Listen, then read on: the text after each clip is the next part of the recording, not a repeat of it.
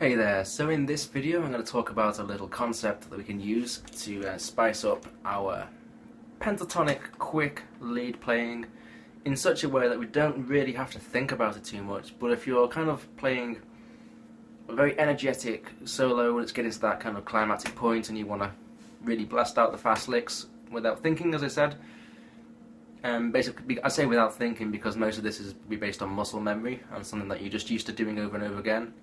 So this will work well. My guitar's tuned down to E flat here, so you can either join me by doing that or just play this 1 fret lower. But I'll be basing this on the 7th fret area, so the B. I'll be using a mixture of blues, minor pentatonic blues and Dorian, but the main notes we'll be using will be these.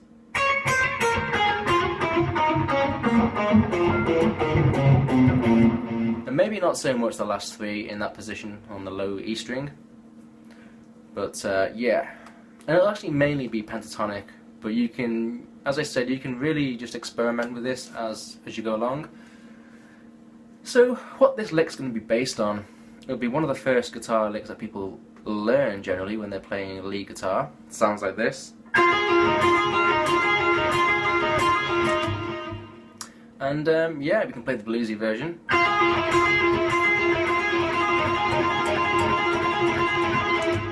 And then on the high E and B, using the 7th to 10th fret type of thing, it'll be something like this. Okay, so the concept this is based on is something called, I believe, I heard Paul Gilbert talk about in a video. I think he said it was called double picking, which makes sense because, there is like a double pick at the start of each chunk that we'll be playing here.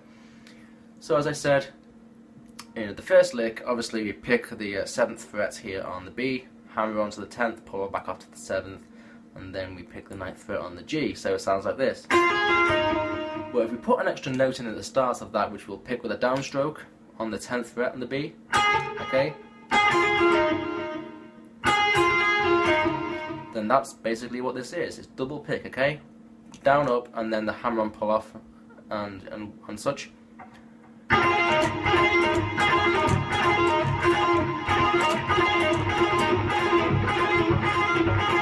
Okay, you can feel the double picking going on there. Did it at the start. So that's the idea. Basically what this does is break things up a little bit. So if we're just doing a guitar solo where we're kind of going,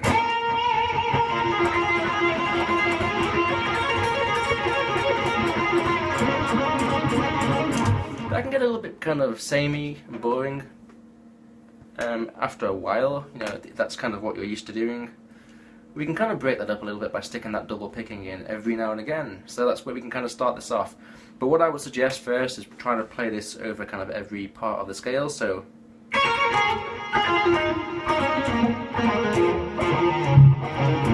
there's a bit of a shift there because we're going to go down the scale like this. Okay, so we have, okay, that part there we can shift.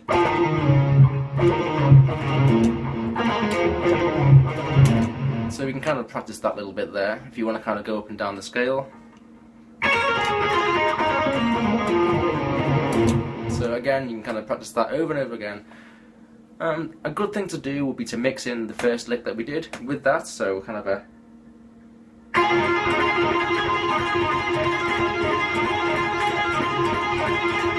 and then do the bluesy version, as I said before.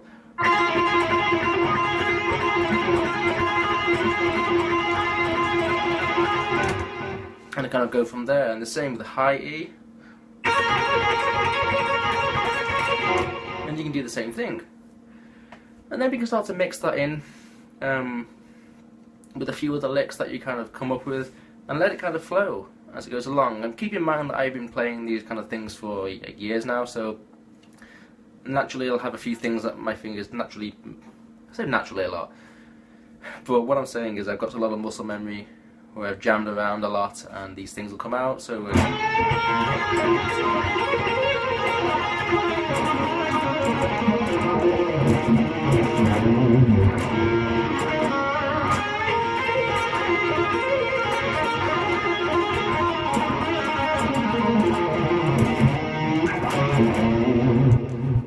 where it leads to. I'm kind of doing as much of that as I can in.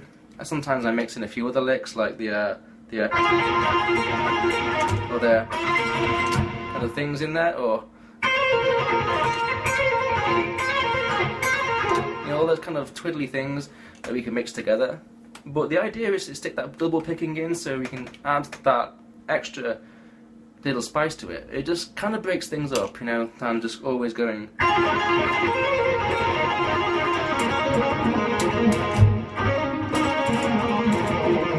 don't know, for some reason it sounds kind of cool to me.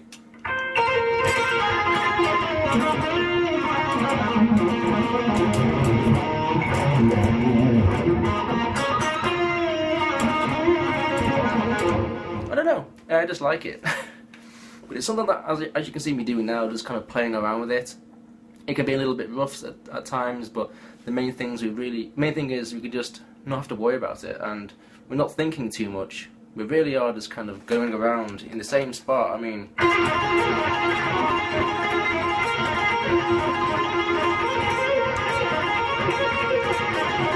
you can see I'm hardly moving from the same place, and this stuff just kind of comes out after a while. And that's the idea. We want it to, you know. We don't have to move around too much without having to do the same thing over and over. We can really mix in a lot of different things with it. And yeah, so hopefully the more you practice this, you can link some of the different licks together. Like, you might come out with something like this, okay?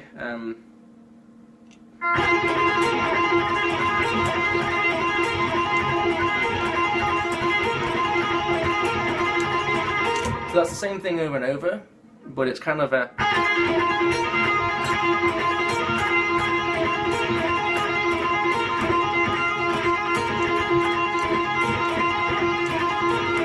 You know, when I play it slower, sometimes I'm not quite sure what I'm playing, but it is very accurate.